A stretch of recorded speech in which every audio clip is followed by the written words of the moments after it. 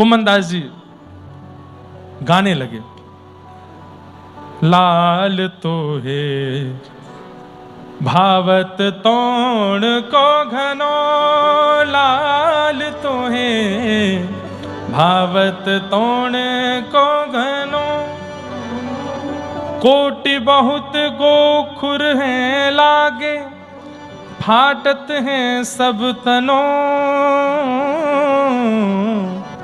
भावत तोड़ को घनो, लाल तोए भावत तोड़ को धनो।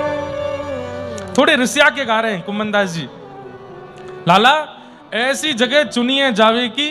बोले क्यों, कहा भयो, कितनो आनंद तो आ रहा है। अरे कांटे बहुत गोखुर लागे, फाटत है सब तनो, सब हमारे हाथ छिल गए, पैर छिल गए, सबरे इतने कांटे लगे हैं, और खुद तो मदमस्त है करके ऊपर बैठे हो, कोई दिक्कत है नहीं रही है, खुद को तो अच्छो लगे कोई। आवत जावत बोल निवारे, बैठत हैं जहां एक जनो, सिन्न कहां लोए खरी के डारे, ते छाड़ दियो भोन अपनो, तब बूढ़त ते राख लिए हैं सुरपति तो त्रनहु नगनो, कुंभन दास प्रभु गोवर्धन धर, वह कौन ढोड़नी को जनो। खूब रिसियाए, ऐसी जगह ले आए हैं, न को सेवकन पर चिंता नहीं कर रहे हैं, इतने कांटे लग गए, हमारे हाथ पैर सब जगह से फट गए, और जैसे तैसे चलते फिरते बेचारे गिरते पड़ते सब लोग लेके ठाकुर जी को वहां पहुंचे। ठाकुर जी खुश हो रहे हैं, ठाकुर जी हंस रहे हैं। स्वामी का एक स्वभाव होता है, अपने सेवकों को मीठे मीठे कष्ट देना स्वामी को अच्छा लगता है। ठाकुर जी को भी आनंद आता है जब हम चलते चलते कभी गिर जाते हैं, बोलते बोलते कभी अटक जाते हैं, लेटे लेटे कभी लुढ़क जाते हैं, खाते खाते कभी हंस जाते हैं। ठाकुर जी बड़े खुश होते हैं जब थोड़ी ये छोटी छोटी अटकनें जब जीवन में आती हैं, तो बड़ों को बड़ा अच्छा लगता है। अब जैसे नदी में हम लोग स्नान करने जाते हैं, तो जितने छोटे छोटे बालक हैं सबको छेड़ते हैं, किसी का पैर पकड़ के नीचे डालेंगे, किसी के मुंह में पानी डालेंगे, किसी की आंख में पानी। ये अब कष्ट ही तो दे रहे हैं, लेकिन ये मीठा कष्ट देना बड़ों को अच्छा लगता है। ठाकुर जी तो पेट पे हाथ धर धर के हंसे, यहाँ कुम्मन दास को कांटे लग रहे हैं, वहां उनको कांटे लग रहे हैं, सबरे इनके हाथ पैर बेचारे ऊपर नीचे, और ठाकुर जी बिल्कुल प्रसन्न है। क्यों, भैंसा के सींग इतने बड़े हैं कि वो जब आगे निकले सब कांटे छट जाएं, ठाकुर जी को कुछ स्पर्श नहीं हुए। कुम्मन दास जी बोले, बड़े मंद मंद मुस्काए रहे हो और हमारी ये दशा कर दी है। जैसे ही तोड़ के घने में पहुंचे, वहां जाके ठाकुर जी विराजमान किए। इतने में ठाकुर जी बोले, अब चलो सबरो भोग मेरे सामने धर के तुम सबरे चले जाओ यहाँ से। बोले, एक तो कांटे लगवा दिए, ऊपर से हमको न जल की पूछ रहे, ना भोजन की, और कह रहे हैं चले जाओ यहाँ से। कुम्मन दास जी बोले, चलो आज्ञा है इनकी, चलो। सब प्रसादी ठाकुर जी के सामने रख करके जैसे ही चले गए, दूर कहीं जाकर के बैठे हैं, सब आपस में चर्चा करने लगे। बोले, ठाकुर जी ने ये तो बताया नहीं कि वापस कब आना है। कुम्मन दास जी बोले, मैंने देखूं कर कहा रहे हैं ये। जैसे ही एक झाड़ के अंदर से झांक करके देखा, तभी क्या दिखते हैं, आहा, अत्यंत सुंदर वस्त्र धारण किए हैं, सिर पर चुनरी डारी है, नाक में नख बेसर है, और एक परम सुंदरी युवती सामने से चली आ रही है, और ठाकुर जी उसकी प्रतीक्षा में खड़े हैं। कोई और नहीं है, श्री प्रिया जी हैं, श्री श्यामा जी हैं, हमारी श्री राधा रानी है। जैसे ही राधा रानी आई, आहा, कुम्मन दास जी तो देख करके आनंदित हो गए। ओ, तो ये इनते मिलवे आए। और आज कुम्मन दास जी, अच्छा, मैंने वल्लभाचार्य जी से मांगा था कि मुझे नव निकुंज मंदिर में जहां विहार करते ठाकुर जी हैं उनका दर्शन करना है। आज वो दर्शन हो गए। प्रिया प्रियतम दोनों परस्पर एक दूसरे को अन्न पवा रहे हैं, प्रसाद पवा रहे हैं। एक भाग किशोरी जी पवाते हैं, एक भाव ठाकुर जी पवाते हैं, और श्री कुम्मन दास जी दूर से देख करके, इतने कांटे लगे। इसका क्या तात्पर्य था? जब तक भव के जितने भी हमारे कर्म बंधन हैं उनको हम भोग नहीं लेंगे, तब तक भगवत अनुभव होना संभव नहीं है। जब तक जीवन में आने वाले कष्टों को हम भोग नहीं लेंगे, जो हमारे प्रारब्ध के हैं, वो जब तक खत्म नहीं हो जाएंगे, भगवत अनुभव होना थोड़ा मुश्किल है। कुम्मन दास जी को कांटे लगवा करके तोड़ के घने में ये थोड़ा सा श्रम दे करके ठाकुर जी ने जीवन पर्यंत के जितने कष्ट थे सब कांटों से निकाल दिए और अपने नित्य विहार का दर्शन कराया। आपने दर्शन करके बड़े आनंदित हुए, बड़े प्रसन्न हुए। ठाकुर जी वापस मंदिर में आके विराज गए। नित्य नित्य खूब सुंदर सुंदर पदों की सेवा, खूब सुंदर रागों की सेवा आप करते थे। एक बार गोसाई श्री विठलनाथ जी ने तानसेन को बुलवाया। तानसेन आए, बड़े गायक तानसेन, और कुम्भन दास जी को उनकी सेवा में रहने के लिए कहा। बोले भाई गायक आ रहे हैं, तुम भी गायक हो, तो गायक को क्या चाहिए, जरूरत हो तुम समझ सकते हो। तो बड़े गायक दिल्ली से आ रहे हैं तानसेन ठाकुर जी की सेवा करने के लिए, उनकी सेवा में तुम रहना। कुम्भन दास जी बोले जो आज्ञा। तानसेन आए, आकर के सबसे पहले तो कुम्भन दास जी ने उनको स्वागत किया, आइए आइए, विठलनाथ जी ने मुझको आज्ञा दी आपकी सेवा, आप प्रसाद पा लीजिए। प्रसाद पाने बैठे तो फिर डिमांड करने लगे, हमको तो ये खाना है, हमको तो ऐसा खाना है, ये खा। तो कुम्भन दास जी सब तैयारी करवा के लाने लगे, हमारे लिए पान बनवा करके लाओ। तो कुम्भन दास जी जाने लगे, सुनो उसमें थोड़ा सा जर्दा मिलवा के लाना, तंबाकू। कुम्भन दास जी देखने लगे, बोले भैया तुम ठाकुर जी की सेवा करवे आए हो कि किसी राजमहल में गाने आए हो? पान बनवा लाए। कुम्भन दास जी उनको लेकर के जैसे ही मंदिर पहुंचे, श्रीनाथ जी के सन्मुख बैठे हैं, और श्रीनाथ जी के सन्मुख बैठ करके तानसेन ने गाना प्रारंभ किया। जैसे ही गाते हुए तानसेन को देखा, और शिष्य कैसे बने इसके पीछे भी एक सुंदर कथा है।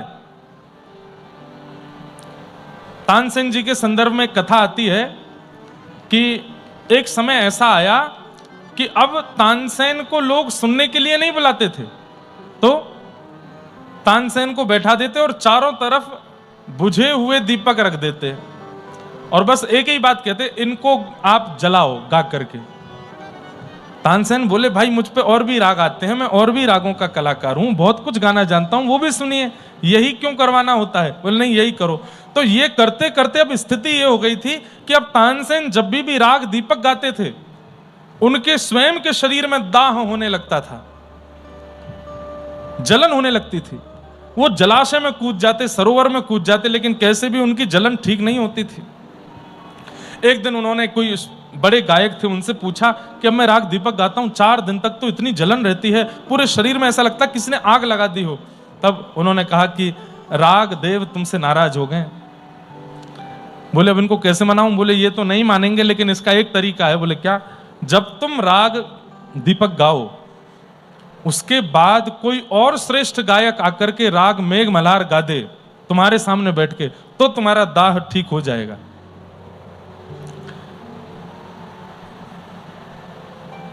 अब इनसे ऊंचा कोई गायक ही नहीं था।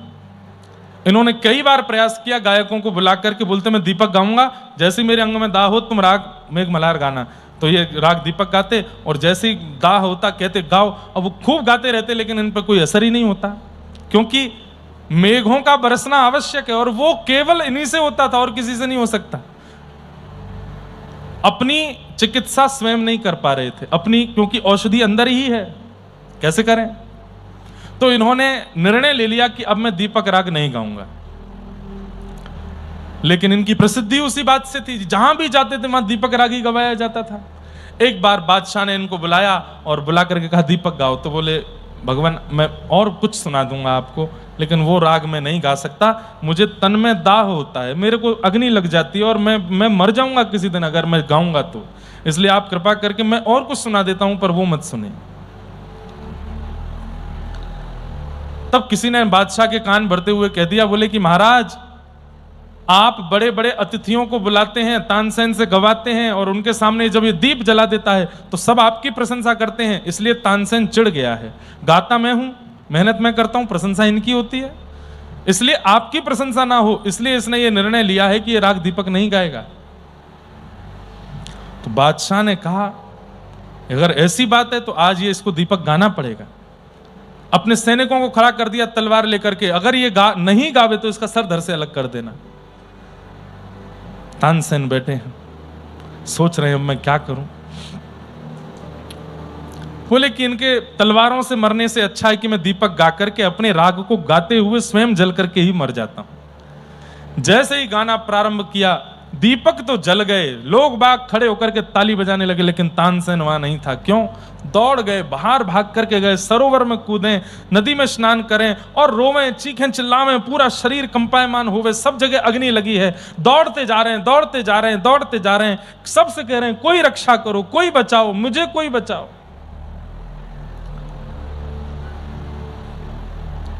तभी एक जगह ठोकर लगी और आप मूर्छित होकर के गिर पड़े, लेकिन आपके तन में अभी भी वह जलन हो रहा था।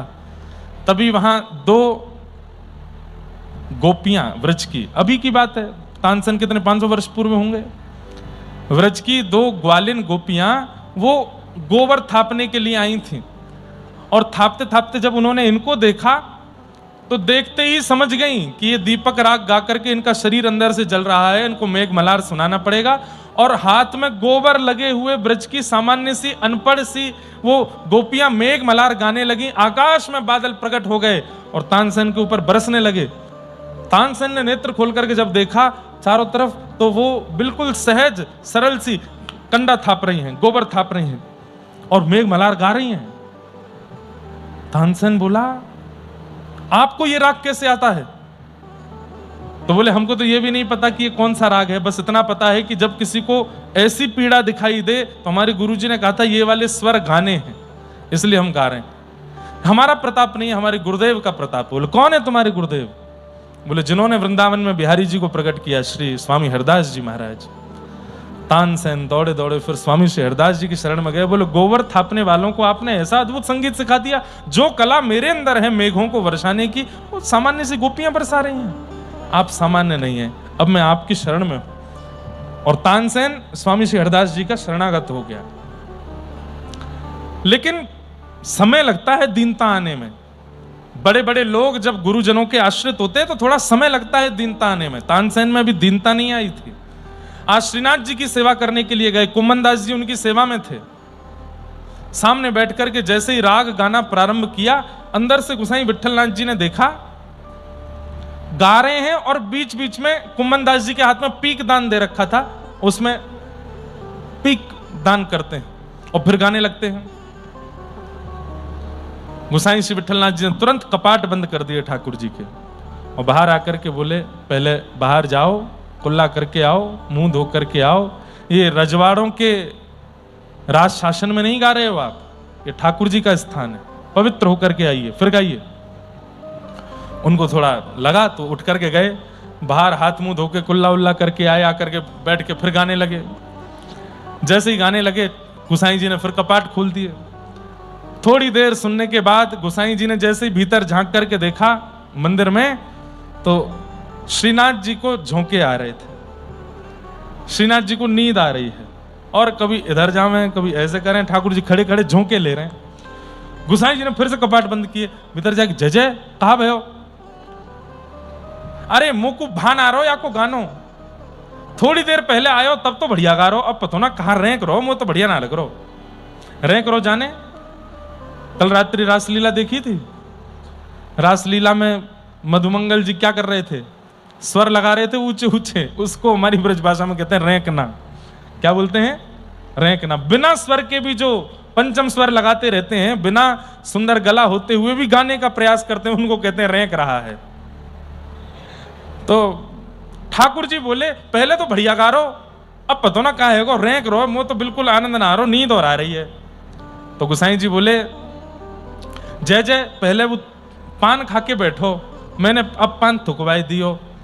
तो ठाकुर जी बोले, बातें कहो, दोबारा पान खा के आवे गो, और पान खा के बैठे फिर गावे। गोसाई जी बोले, जय जय मंदिर की पवित्रता, बस पवित्रता ठीक है, बातें कहो, पान खा के आवे। तो अब यहाँ कथा ऐसी वर्णित है कि गोसाई जी ने तानसेन को नहीं कहा कि पान खा के आओ, नहीं, जय जय कितनों कहते रहे, मंदिर की पवित्रता तो रहेगी। तानसेन का जब गायन पूरा हुआ तब गोसाई श्री विठलनाथ जी ने कहा, बहुत सुंदर गाया आपने, बहुत अच्छा गाया। भीड़ लगी थी मंदिर में तानसेन को देखने के लिए। अब मेरी इच्छा है, हमारे कुम्मन दास जी बैठे हैं, एक पद की सेवा कुम्मन दास जी भी करें। तो तानसेन बोला, कौन कुम्मन दास? भाई तानसेन के बाद अगर कोई गाने आने वाला है तो बड़ा गायक ही होगा, बगल में पीकदान लिए बैठे थे, तो बोले ये गाएंगे, ये सुबह से मुझे रोटी खिलाते डोल रहे हैं, मेरा बस्ता सामान लेके चल रहे हैं, ये गाएंगे? बोले हाँ गाएंगे, कुम्मन दास जी गाएंगे। कुम्मन दास जी बड़े सहजता में आके ठाकुर जी के सामने बैठ गए। आहा, गुसाई जी ने कहा गाओ कुम्बना। आपने तुरंत ठाकुर जी को सुंदर भाव सुनाया। क्या रूप, भाई मैं तो अपने स्वर में गाऊंगा, पर कुम्मन दास जी ने कैसा गाया वो गाने के बाद बताऊंगा। रूप देख नैना पलक लागे नहीं, रूप देख नैना पलक लागे नहीं।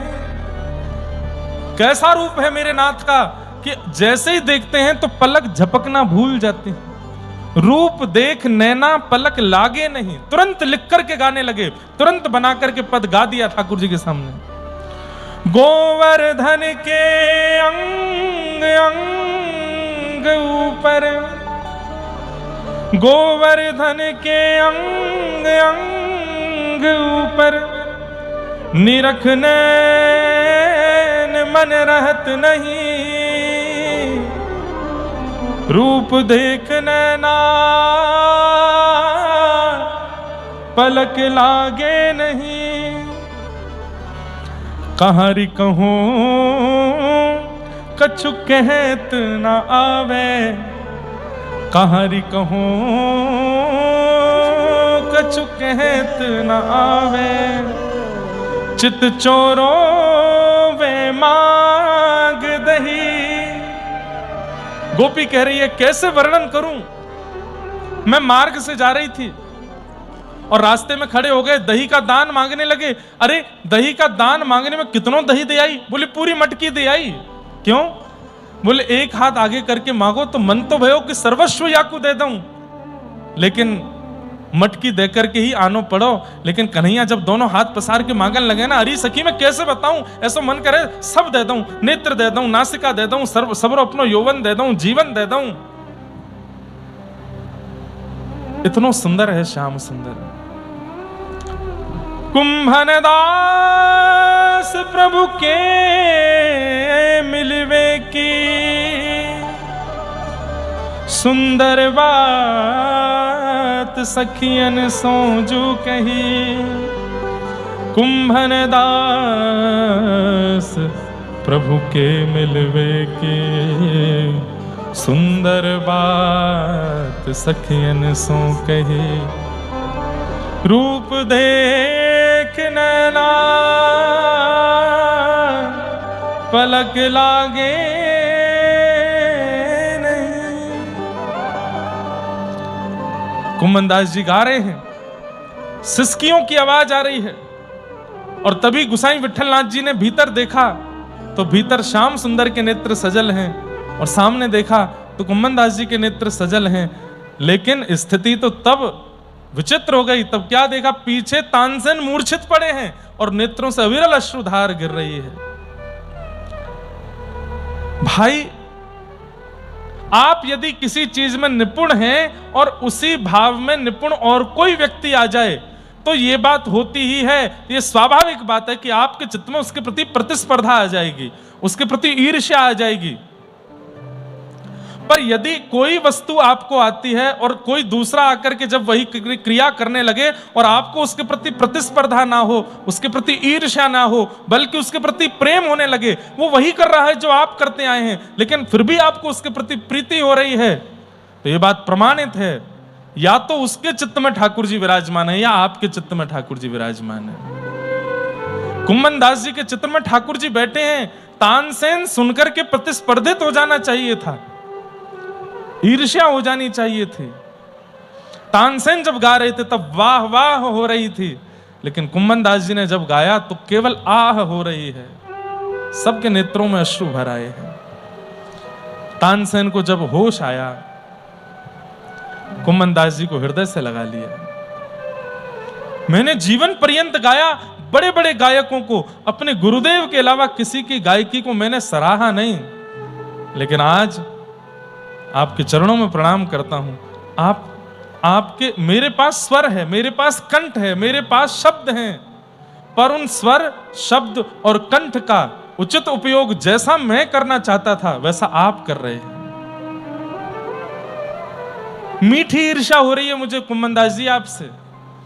मैंने जगत के राजाओं को रिझाया, लेकिन आपने जगत बनाने वाले को रिझाया है, आपने जगन्नाथ को रिझाया है।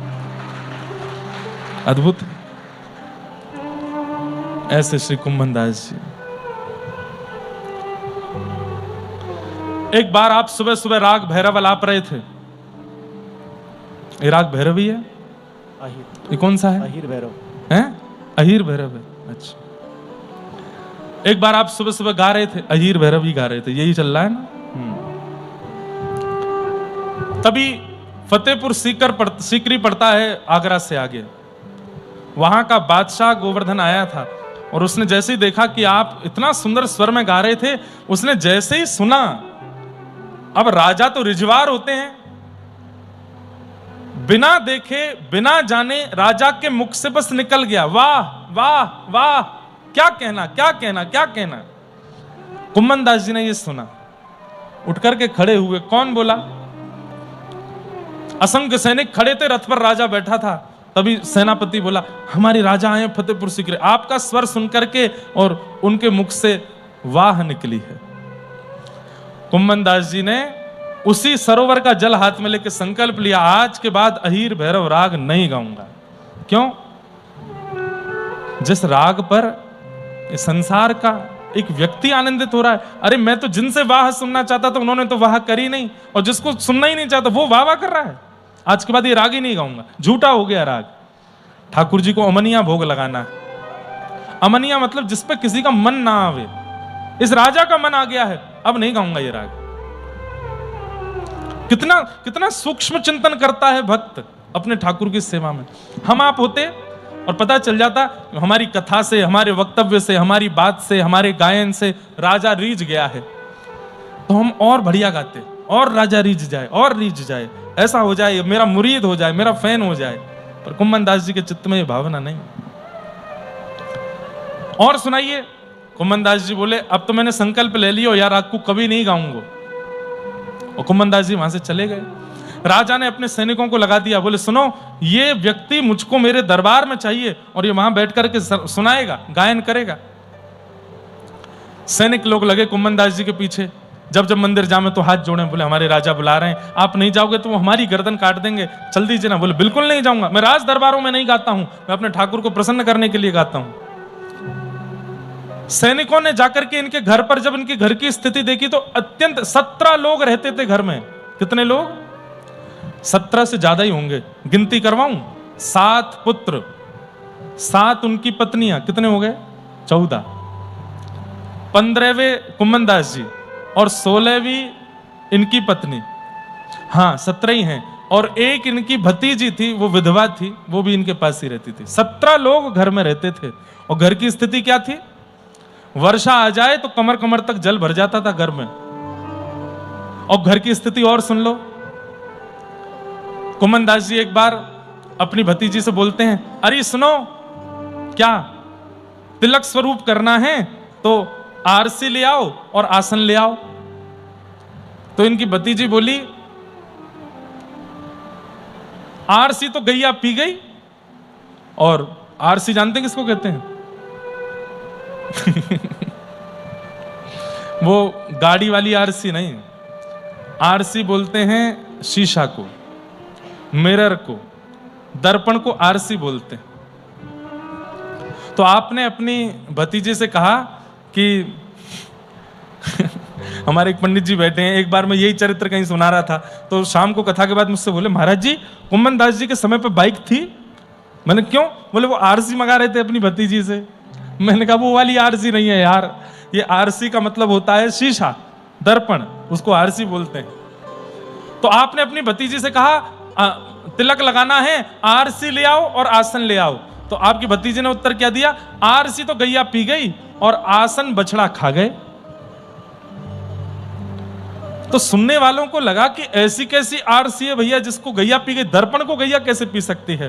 तब किसी ने पूछा, बोले गैया कैसे पी गई, आरसी तो पी नहीं जा सकती। बोले अरे भैया एक कठौता है, उसमें जल भर के उसमें मैं अपना मुख देखता हूं, उसी को आरसी बोलता हूं। और जो गायों को लगने वाला चारा है वो चारा ही मेरा आसन है, उसी को नीचे बिछा के बैठ जाता हूं। तो बती जी कह रही है कि आरसी तो गैया पी गई और आसन बछड़ा खा गए, मतलब चारा खा गए, कुछ है ही नहीं। इतने गरीब। आप पगड़ी पहनते थे सिर पर, उसमें 17 जोड़ थे। जोड़ किसको कहते हैं, मतलब एक वस्त्र को ही पहन लेना, ये एक जोड़।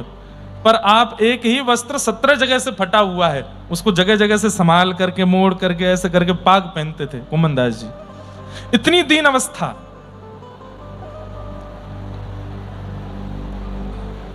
घर में इतनी जगह नहीं थी, तो दिन रात का क्रम चलता था। क्या, आधे लोग दिन में सोते थे, आधे लोग रात को सोते थे, और दिन वाले लोग रात में जगते थे, वो बाहर घूमते थे। क्यों, घर में जगह ही नहीं है। ऐसी स्थिति। सैनिकों ने जाकर के घर की स्थिति देखी तो घर के लोगों से कहा, एक इतना बड़ा राजा कुमनदास जी को बुला रहा है, इतना धन देगा कि गोवर्धन में सबसे बड़ा घर होगा आप लोगों का, लेकिन ये कुमनदास जी को बताइए, जा ही नहीं रहे। घर के लोग पीछे पड़ गए, कुमनदास तुमको तो बिल्कुल नहीं लगती है, घर की चिंता नहीं है, परवाह नहीं है, पूरे दिन गोवर्धन नाथ में लगे रहते हो, इन्हीं को गाना सुनाना है, इन्हीं को ये सुना। अरे घर का भी तो विचार करो, एक राजा बुला रहा, चले जाइए, धन देगा, आप मत लीजिएगा अपने, हमको दे दीजिएगा। घर के लोग बहुत जब ताने देने लगे, तुम लोगों को धन चाहिए ना, जाता हूं, तुम लोगों के लिए जाऊंगा। रथ भेजा था, लेकिन पैदल गए गोवर्धन से आगरा, आगरा से आगे फतेहपुर, और वहां राजा के सामने पहुंच गए।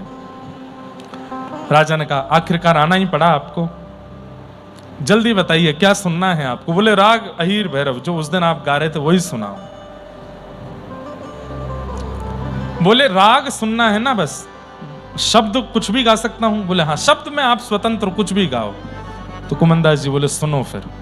भगत को कहा सीख री सो काम, भगत को कहा सीख री सो काम, भगत को कहा सीख री सो काम, भगत को कहा सीख री सो काम। आवत जात पन्हैया टूटी, आवत जात पन्हैया टूटी, आवत जात पन्हैया टूटी, आवत जात पन्हैया टूटी। हे बिसर गयो हरि नाम,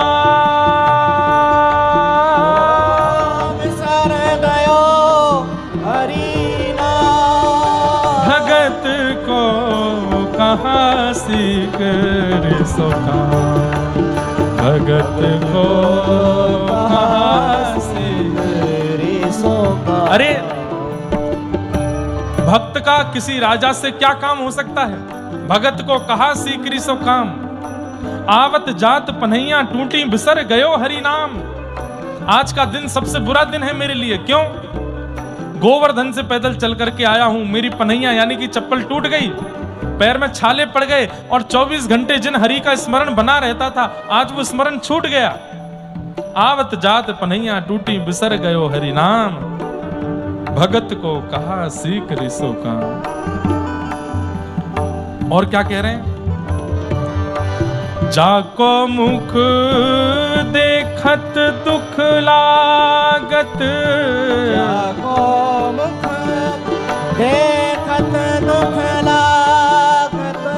अरे राजा, जिसका रूप देखना बिल्कुल अच्छा ना लगता हो, ऐसा व्यक्ति सामने आ जाए तो आपको क्या लगता है।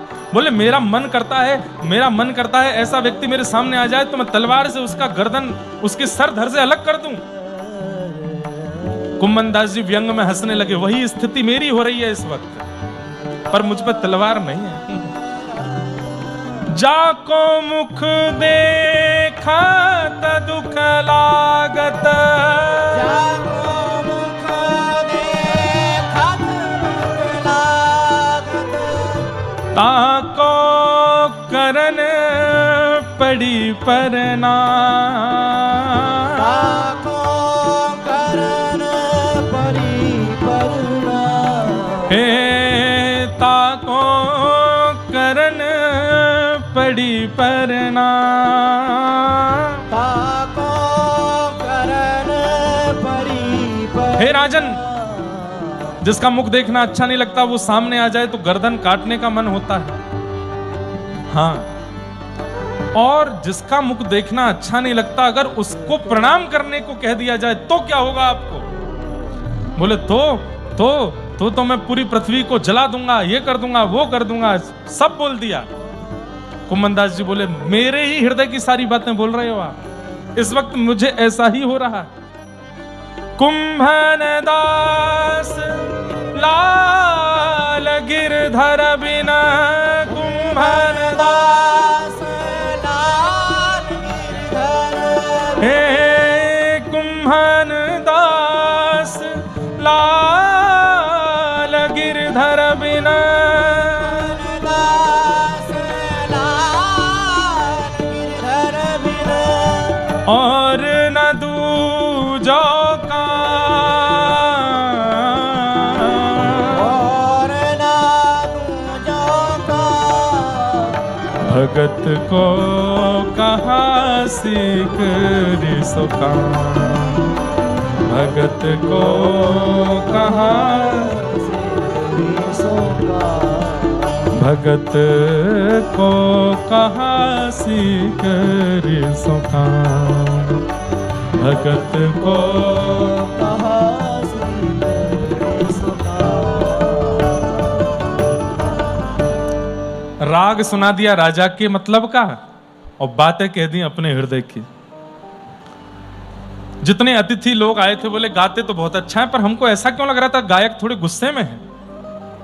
नहीं नहीं नहीं, ऐसे ही वो थोड़े मूडी हैं इसलिए ऐसे बोल रहे हैं। अब राजा को लगा मेरी तो बड़ी तौहीन कर दी इन्होंने सबके सामने। तो राजा ने कहा कि लोभ में अभी सब खत्म हो जाएगा, अभी इनके सामने हीरे जवाहरात भरे हुए सब रखता हूं।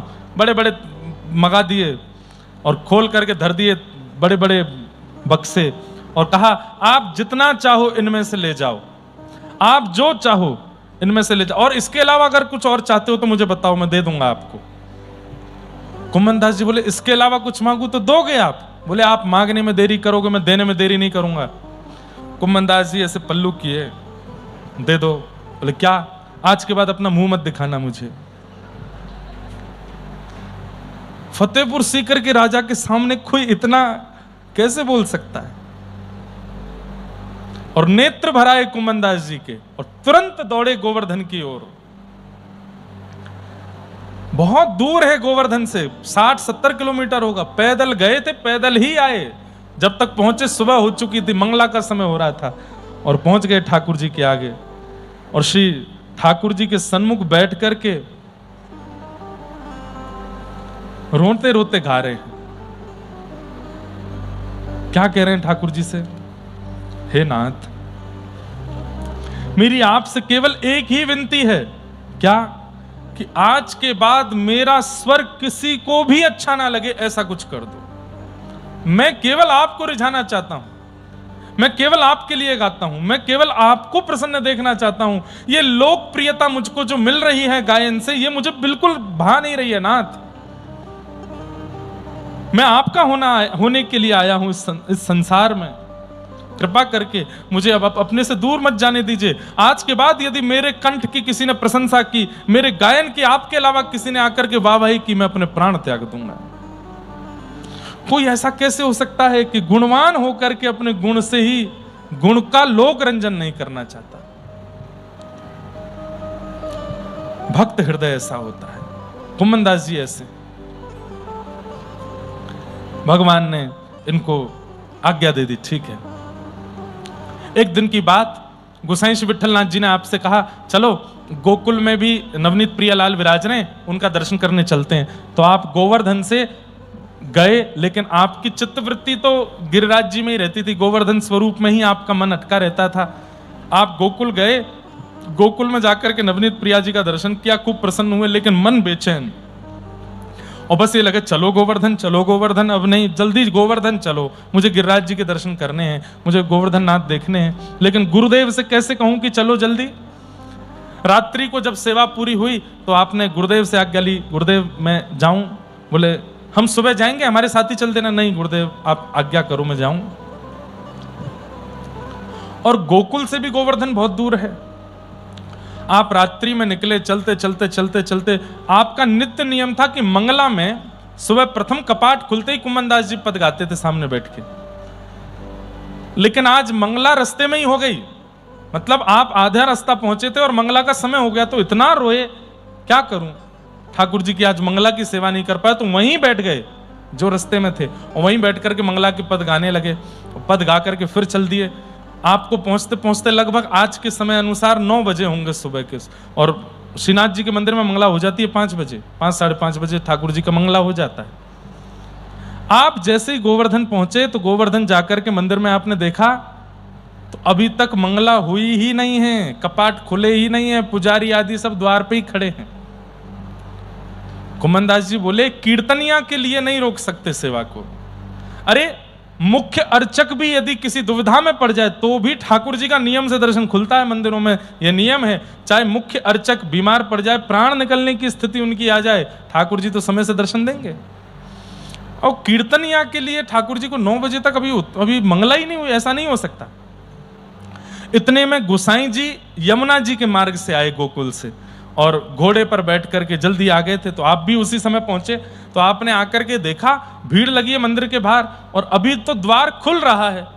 तो आपने आकर के जो मुखिया जी थे सेवक, उनसे कहा सुबह का समय हो रहा है, श्रृंगार दर्शन जिस समय होना चाहिए तुम मंगला करने जा रहे हो, क्या बात है, इतना विलंब क्यों हुआ मंगला में? कुम्मनदास जी पीछे खड़े खड़े सुन रहे थे। बोले जय जय कहाँ बताऊं, आज तो अति है गई। बोले क्यों? बोले नियम है पहले सरोवर में स्नान करो और अपरस में जाओ, बिना किसी से छुए, स्पर्श में मंदिर जाना है, मंदिर खोल के सेवा करनी है। मैं जितनी बार भी निकलूं सरोवर से, पता नहीं कहां से कैसे करके कोई ना कोई मेरा स्पर्श कर जाए। अब जैसे स्पर्श करे तो फिर वापस लौट के जाऊं, फिर स्नान करूं, फिर ऊपर मंदिर के, और द्वार पे आते आते कभी कोई बालक, कभी कोई बालिका, कभी कोई बड़ा बूढ़ा, पता नहीं। वैसे तो दिन में सुबह सुबह इतने लोग रहते नहीं, आज पता नहीं कहां से एक निकल के आता और आके मेरा स्पर्श कर लेता, फिर मेरा अपरस टूट जाता, फिर जाता। 4:30 बजे से अभी तक मैं 50 गोते लगा चुका हूं सरोवर में जाके, और हर बार कोई छू जाता है। और ये जैसे ही आपका आगमन हुआ है और थोड़ी देर पहले कीर्तनिया कुम्मनदास आए हैं, तो मैं मंदिर के द्वार तक पहुंच पाया हूं। इससे पहले तो मैं पहुंच ही नहीं, कोई भी स्पर्श कर जा रहा था। अरे भली चलाई, वो सरोवर में 2-4 बालक नहा रहे थे, भीतर गोते लगा करके स्नान करके जैसे निकला तो वो निकले बाहर पकड़ने के लिए, उन्होंने तो किनारा पकड़ा, मेरे ही पैर पकड़ लिए, फिर से स्पर्श हो गया। आज मेरा अपरस टूट रहा था, इसलिए मैं सेवा नहीं कर पाया।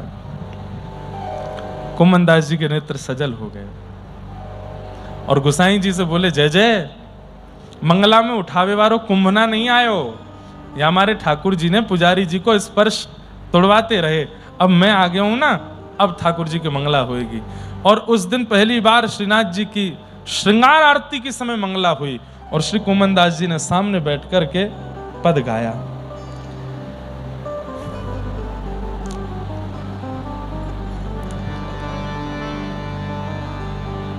कितने दिन है जो गए बिन देखे, तरुण किशोर रसिक नंद नंदन, तरुण किशोर रसिक नंद नंदन।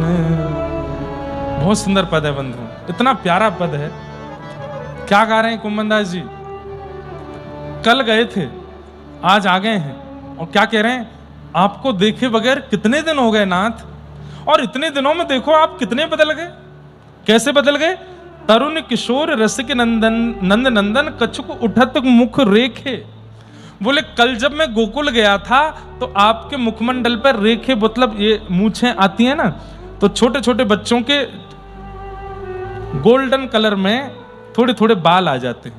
छोटे छोटे बालकों को जब आप देखोगे धूप की किरण में या टॉर्च जला करके मुख के पास देखोगे तो जब वो थोड़े तरुण हो जाते हैं, 10-12 वर्ष के होते हैं, थोड़े थोड़े उनके रेखे जैसे निकल आते हैं। वो दिखते नहीं हैं, कभी कभी प्रकाश करने पर दिखते हैं। तो कुम्मन दास जी कह रहे हैं कल जब मैं गया था तब ये रेखें दिख नहीं रही थी आपकी। मैं इतने दिन बाद लौट के आया हूं कि मेरे ठाकुर जी इतने बड़े हो गए कि उनके कुछ कुछ रेखें प्रकट हो रही हैं। तरुण किशोर रसिक नंद नंदन, तरुण किशोर रसिक नंद नंदन, कछुक उठत मुख रेखे, कछुक उठत मुख रेखे। किते दिन है जो गए बिन देखे, किते दिन है जो गए। वह शोभा वह कांति वदन की, वह शोभा कांति बदन की। कोटिक चंद बिसेखे, कोटिक चंद बिसेखे। कितने सुंदर है नाथ। आपके तन की शोभा ऐसी लगती है मानो जैसे 1 करोड़ चंद्रमाओं को प्रकट करके और उनको मुट्ठी में बांध के न्योछावर कर दी जाए आप पर। इतने सुंदर आप लगते हैं। वह चितवन वह दृष्टि मनोहर, वह चितवन वह दृष्टि मनोहर। वह नटवर वपु भेखे, वह नटवर किते दिन है जो गए बिन देखे, किते दिन है जो गए बिन। श्याम सुंदर संग मिल खेलन की, श्याम सुंदर संग मिल खेलन की। आवत जिया अब रेखे, आवत जिया अब रेखे। कुंभन दास लाल गिरधर बिन, कुंभन दास लाल गिरधर बिन। जीवन जन्म लेखे, जीवन लेखे। किते दिन है जो गए बिन देखे,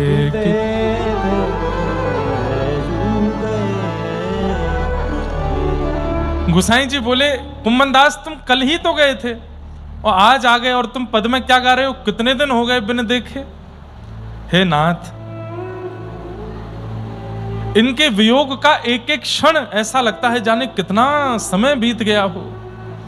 तभी तो गोपियां गोपी गीत में कहती हैं त्रुटिर्युगायते त्वाम पश्यताम।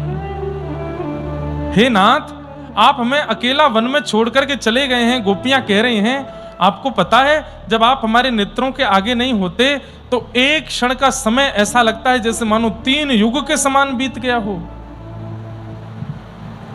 बंधुओं, एक चीज आप सब ने अनुभव की होगी, सुख का समय बहुत जल्दी निकल जाता है। अब दत्त धाम में आनंद का क्षण है, सुख भी नहीं आनंद। आनंद के क्षण कैसे निकल रहे हैं। 15 दिन की कथा करना कहीं कहीं के लिए तो ऐसा होता है 15 दिन बहुत हैं। जिनको हम बता भी रहे थे कि 15 दिन के लिए नासिक कथा करने जा रहे हैं, 1 मास के लिए जा रहे हैं, अरे इतनी बड़ी कथा। लेकिन यहां आकर के जब कथा प्रारंभ हुई, अब सोचो आज 10 दिन बचे हैं, बस 10 दिन बाद कथा विश्राम हो जाए, हो गए खत्म। सुख का समय, आनंद का समय बहुत जल्दी व्यतीत हो जाता है, पर दुख का समय बहुत धीरे धीरे जाता है। दुख का समय इतना भारी पड़ता है, इतना भारी पड़ता है कि 1 मिनट भी लगता है हे राम ये रात कब निकलेगी। कोई किसी व्यक्ति के जीवन में दुख का समय आ जाता है, रात काटना मुश्किल पड़ जाता है, दिन काटना मुश्किल पड़ जाता है, अकेले रहना मुश्किल पड़ जाता है, सब कुछ बहुत कष्टदायी होता है। अनुभव सबने किया है। यहां बैठा कोई व्यक्ति नहीं है ऐसा जिसने ये अनुभव ना किया हो। दुख का क्षण बहुत धीरे धीरे निकलता है, पर कृष्ण प्रेमियों के कृष्ण वियोग में समय, जो सामान्य लोगों का दुख का समय जितना धीरे धीरे जाता है, ऐसे ही कृष्ण प्रेमियों का वियोग का समय उससे भी धीरे जाता है। तो सोचिए, जिस कष्ट का अनुभव हम करते हैं उसके कितने अनंत कष्ट का अनुभव कृष्ण विहरी करते हैं, कृष्ण विरह में।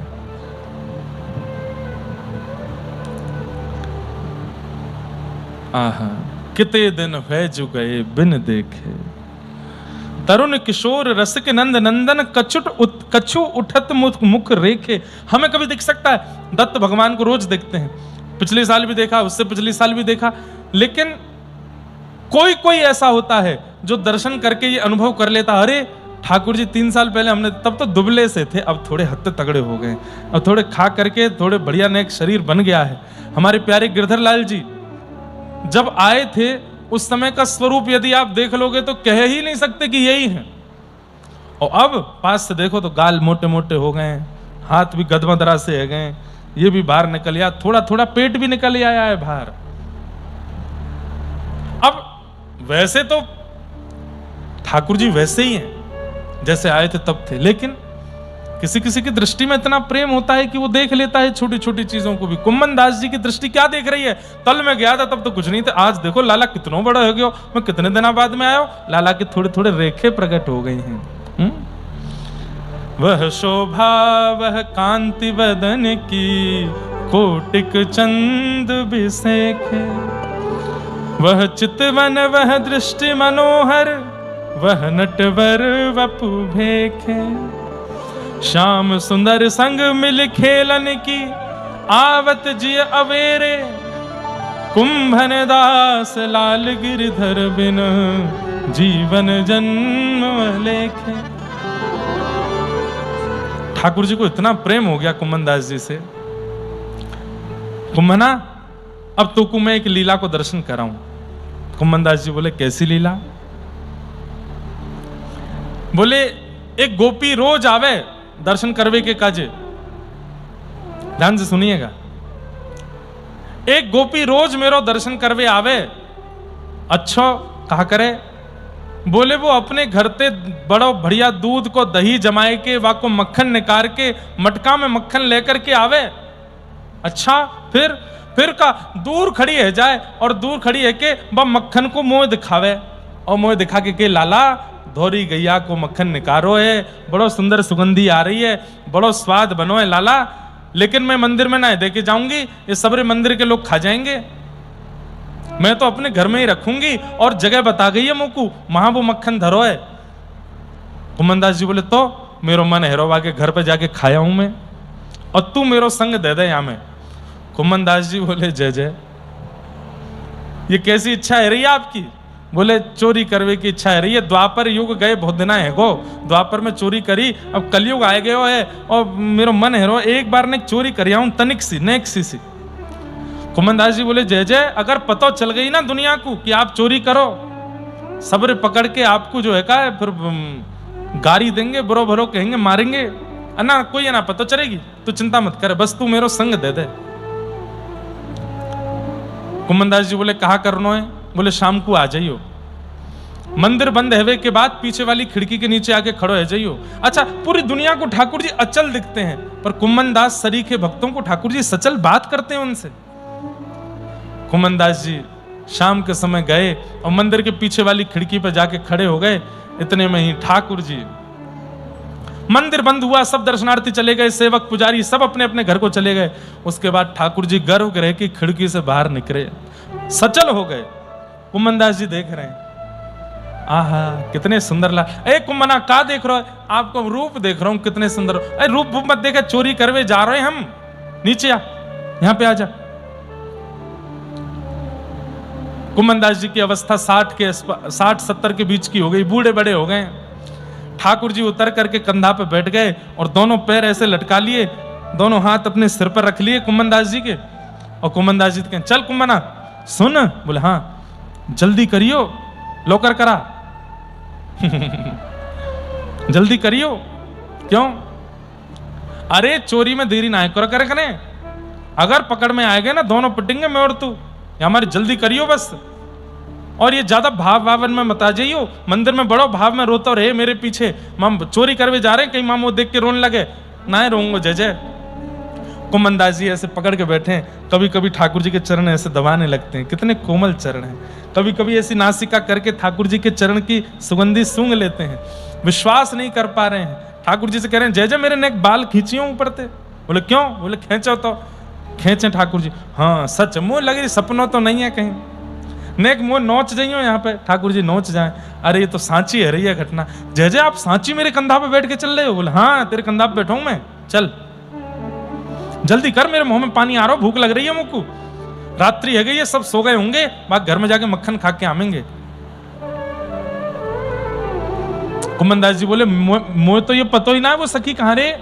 ठाकुर जी बोले मैं बता रहा हूँ ना, सीधे चल, आगे पोखर आवेगो, वहां से दाहिने मुड़ जाइयो, फिर वहां के बाद में एक रास्ता आवेगो, एक पेड़ आवेगो, वहां के बाद बाएं मुड़ जाइयो, और फिर बातें आगे यहाँ से दाएं मुड़ जाइयो, वहीं वहां को घर है। कुमनदास जी के नेत्र सजल हो रहे हैं कि अरे भाई, सामान्य हमारे मित्रगण यदि कभी बिना बताए घर आ जाते हैं तो हम क्या पूछते हैं, आपको हमारे घर का रास्ता पता था? अरे आपका घर का रास्ता नहीं पता होगा तो हमें लगता है ये भी एक प्रेम का प्रमाण होता है, प्रेम का प्रतीक होता है कि आपका प्रेमी आपके घर का रास्ता जानता है, आपकी कॉलोनी का नाम जानता है। लेकिन वो प्रेमी ठाकुर जी हैं, ठाकुर जी जानते हैं कि तुम कहां रहते हो, तुम्हारा घर कौन सा है, गली कौन सी है, द्वार कौन से हैं, खिड़की कौन से हैं। कुमनदास जी बोले जय जय एक बात बताओ। बोले हाँ या सखी तो मुकू नेक मीठी ईर्ष्या है रही है, तुम्हें मेरो घर पता हो कहां है? कुमनदास जी बोले तो कुछ कछु ना है पता, नित्य तेरे घर जाऊं मैं, सब देख के आऊं मैं, सब पता हो मुझे। अच्छा जय जय आपको मेरे घर को पता? बोले हाँ। ले करके कुमनदास जी पहुंच गए, रात्रि का समय है, ठाकुर जी योजना बना रहे हैं, सुनो जो पेड़ है या पेड़ की डाल या के घर के आंगन में जा रही है। पहले घर खुले होते थे बीच से, आंगन खुला होता था, छत नहीं होती थी, और विशेष रूप से कई बार बाहर के पेड़ों की डाल अंदर तक आती थी। ठाकुर जी बोले पहले आप पेड़ पे चढ़ेंगे, फिर डाल पे जाएंगे, डाल पे आके घर में कूदेंगे। कुमनदास जी चढ़े, ठाकुर जी तो झटपट ऊपर चढ़ गए, कुमनदास जी धीरे धीरे आए। ठाकुर जी बोले कुमना कूद जा। अरे जय जय बहुत नीचे है, अरे कूद जा, अरे बहुत नीचे। इतने तो ठाकुर जी धक्का दे दियो और नीचे कुमनदास जी गिरे, ऊपर से ठाकुर जी आए। हल्ला मत करियो, चुपचाप, सब घर के लोग सो रहे हैं, कहां है छीको, कहां है? कलयुग में चोरी कर रहे हैं ठाकुर जी। तभी दिख गई, ओ देख बोरो मटको, चल कुमना। कुमनदास जी गए, ठाकुर जी तुरंत कुमनदास जी की गोद में चढ़ गए, गोद से ऊपर कंधे पे चढ़ गए और बोले अब हिलियो मत, मैं ठाड़ो है रहा हूं, और धीरे धीरे मेरो एक हाथ पकड़ ले मेरो, मैं ठाड़ो है के और ऊपर से छींका को पकड़ लूंगा। और ठाकुर जी ने एक हाथ पकड़ा करके खड़े हुए, और खड़े होकर के जैसे छींका हाथ में आया, दूसरा हाथ से फिर छींका पकड़ लिया, मटकी थोड़ी सी टेढ़ी करी, उसमें से मक्खन निकाला, और मक्खन लेकर के जैसे ही जीभ पे लगाया, अरे जे गोपी रोज वो आके मुंह को चिढ़ायो करती, ऐसा मक्खन है, ऐसा मक्खन है। वास्तव में कुंभना बहुत जोर को मक्खन है, इतना मीठा है, इतना स्वाद है। कुमनदास जी बोले अकेले अकेले पाओगे, लेकिन नीचे उपवाए तो। सो ठाकुर जी ऐसे ऊपर पकड़े हैं और ऐसे नीचे झुक रहे हैं, और कुमनदास जी पैरों के पास हैं, तो जैसे मक्खन दे में तो कभी माथे पे लगे, कभी आंख पे लगे, कभी नाक पे लगे, कभी गाल पे लगे, जैसे तैसे जीव वीव निकाल के कुमनदास जी के मुख में आए हो। जैसे ही कुमनदास जी के मुख में मक्खन गया, एक तो मक्खन ऊपर से अधरामृत मिला हुआ है ठाकुर जी का, इतना स्वाद, कुमनदास जी तो झूमने लगे, जय हो जय हो। ए झूमे मत, ए तू भाव में मत जावे, मैं गिर जाऊंगा ऊपर ते। कुमनदास जी बोले नहीं नहीं जय जय आप पाओ। ठाकुर जी पा रहे हैं। थोड़ी देर बाद कुमनदास जी की इच्छा हुई मैं देखूं तो सही है चोरी कर कैसे रहे हैं। गाया तो बहुत है कि चोरी कैसे करते हैं, एक बार देखूं तो सही है लगते कैसे चोरी करते समय। तो कुमनदास जी ऐसे चरण पकड़ करके कंधे पे ऐसे देख रहे हैं, और तभी कुमनदास जी ने क्या देखा कि कमर से ठाकुर जी की धोती ढीली है कि नीचे खिसक रही है, और धीरे धीरे धीरे धीरे वो धोती खिसक रही है। कुमनदास जी बोले जय जय जय जय। बोले हाँ धोती धोती संभालो, अभी दर्शन है जाएंगे। अरे अरे जैसे ठाकुर जी ने देखी, अब छीका पकड़ रखा है, धोती कैसे पकड़ूं, छीको छोड़ दूंगा तो गिर जाऊंगा। सो ठाकुर जी ने 4 भुजा प्रकट कर ली और 2 भुजा से अपनी धोती पकड़ी और 2 भुजा से छीका पकड़ करके माखन पा रहे हैं। कुंभन दास जी बोले, वाह, शंख चक्र गदा पद्मधारी चतुर्भुजधारी तो बहुत देखे होंगे, पर ये धोती पकड़न चतुर्भुजधारी पहली बार देखे। धोती पकड़ के थाड़े ऐसे और छीके पे लेके मटकी से खूब मक्खन खा रहे हैं। कुंभन दास जी तो इतने भाव में चले गए, आहा, नेत्रमंद हो गए, झूमने लगे। ठाकुर जी बोले, कहा कर रहे हो। इतने में तो ऊपर संभालते संभालते मटकी छीके से धड़ाम नीचे गिर पड़ी। अब जैसे ही मटकी फूटी, घर में आवाज हुई, चोर चोर चोर चोर। ठाकुर जी बोले, मरे कुंभना, भाग यहाँ से। इतने में जोर से छलांग मारी। ठाकुर जी तो वही वृक्ष पर चढ़ करके कूद फांद के भाज गए। कुंभन दास ऐसे खड़े हैं, चतुर्भुज रूप, 2 धोती से ऐसे छीका पकड़े, धोती मक्खन खा रहे हैं। इतने में ही वो सब घर के लोग उठे, डंडा वंडा उठा करके, कहाँ है चोर। तभी देखा कोने में खड़े कुंभन दास जी, ऐसे जा करके देने प्रारंभ किए। 2 4 10 डंडे उनमें दिए। कुंभन दास जी चिल्लाते हैं, लग गई, आहा, चतुर्भुज कैसे धोती पकड़न, चतुर्भुज क्या है, सुंदर छाप। उजाला करके जब देखा तो पूरे मुख पे मक्खन लगा है, चारों तरफ मक्खन फैला है और कुंभन दास जी नेत्रों से अश्रु बह रहे हैं। वो सखी पहचान गई, रुको, ये तो कुंभन दास है। सब बोले, तू जाने यार? अरे ये मां श्रीनाथ जी के मंदिर में कीर्तन गावे, सवेरे के मंगला के कीर्तन, राजभोग के कीर्तन, रात्रि शयन को कीर्तन, जय कीर्तन ही आए श्रीनाथ जी को। अरे बाबा, बुढ़ापे में तू कुछ शर्म नहीं आई है, चोरी करवे आएगो यहाँ पे। कुंभन दास जी के नेत्र खुले और हाथ जोड़ के बोले, जे कौन को घर है, ये घर कौन को, पहले ये बताओ। तो सखी बोली, मेरो घर है। तुरंत कुंभन दास जी नीचे लेट गए, उसके चरण पकड़ लिए और चरण पकड़ करके अपने शीश से नवाने लगे। सखी बोली, अरे कहा कर रहे हो? अरे बाबा, एक तो चोरी करी, ऊपर से तुम ये सब कर रहे हो, मैं छोड़ूंगी ना है, कितने चरण पकड़ लो, तुम्हें दंड तुम। अरे मेरी बात तो सुन ले। बोले, कहा, तू है सखी बड़ भाग बड़ी, नंदलाल तेरे घर आवत हैं। तू है सखी बड़ भाग बड़ी, नंदलाल। अरे सखी, ये मैंने चोरी नहीं करी है। मैं 60-70 वर्ष की उम्र में आकर के कहां मक्खन को लोभ मेरे अंदर होए को। तू अपने मन से विचार कर,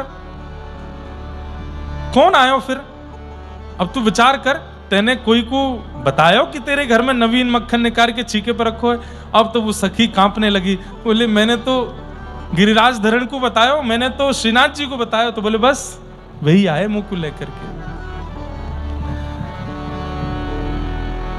तू अपनो श्रृंगार करत है, तू अपनो श्रृंगार करत है, वे दर्पण हाथ दिखावत हैं, वो दर्पण हाथ दिखावत है। तू है सखी बड़ भाग बड़ी, नंदलाल तेरे घर आवत हैं। तू है सखी बड़ भाग बड़ी, नंदलाल तेरे घर आवत है। निज कर गूथ सुमन के गजरा, निज कर गूथ सुमन के गजरा, वे अपने ही हाथ पहरावत हैं, वे अपने ही हाथ पहरावत हैं। सब कोई इनको गुण गावत, सब कोई इनको गुण गावत, पर वे तेरो गुण गावत हैं, पर ये वे तेरो गुण गावत हैं। कुंभ कुंभन दास लाल गिरधर के कुंभन दास लाल गिरधर के वे तो तेरे ही हाथ बिकावत हैं, तेरे ही हाथ बिकावत हैं। तू है सखी बड़ भाग बड़े नंदलाल तेरे घर आवत हैं। तू है सखी बड़ भाग बड़ी नंदलाल तेरे घर आवत है। अब तो वो सखी रोवे सो रोवे। कुंभन दास जी कहे अरे तेरे बड़भाग हैं, ठाकुर जी आए गए तेरे घर को माखन। अब वो सखी दौड़ करके गई, फूटी हुई मटकी में से माखन निकाल करके पा रही है। बोले मुझे दर्शन क्यों नहीं हुए, मुझे दर्शन क्यों नहीं हुए कुंभन दास जी? बोले मैं जय जय सो निवेदन करूंगा तो पे कृपा करेंगे, तो को अनुभव कराएंगे। अब तू चिंता मत करे, ठाकुर जी ने तो को स्वीकार कर लियो है, तभी तेरे घर आए। और उसको समझा करके कुंभन दास जी निकल पड़े। थोड़ी दूर गए तो कदम वृक्ष के नीचे देखा ठाकुर जी थाड़े थे। कुंभन दास जय जय यहां खड़े हो?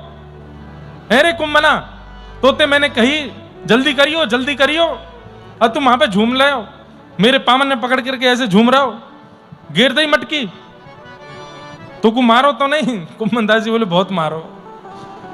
आप मुझको मरवे का जी छोड़ा? बोले मैं छोड़ के आया, तू रह गए अपने आप वहीं पे। चल अब तो को एक शुभ समाचार सुना दूं मैं। बोले कहा? तू तो अभी घर जावेगो तब तो को पता चलेगी, पर मैं पहले ही बता दे रहा हूं, तेरी बहू ने तेरी पत्नी ने अभी अभी एक लाला को जन्म दियो है, और मैं तो सो इतना प्रसन्न हूं, मैं वरदान दे रहा हूं वो तो से भी बड़ो मेरो भक्त बनेगो। कुंभन दास जी इतने प्रसन्न हुए। जैसे ही घर गए बालक को गोद में उठाया, नामकरण जब होना था तो नेत्र बंद होके वही धोती वाले चतुर्भुज दास दिखाई दिए, जो धोती पकड़े हैं, छीका पकड़े हैं। चतुर्भुज रूप का दर्शन हुआ तो आपने अपने पुत्र का नाम चतुर्भुज दास रखा। चतुर्भुज दास, अपने पुत्र का नाम चतुर्भुज दास रखा, जिन्होंने वैष्णव जनों के हृदय का सबसे प्रिय पद गाया है। गोवर्धन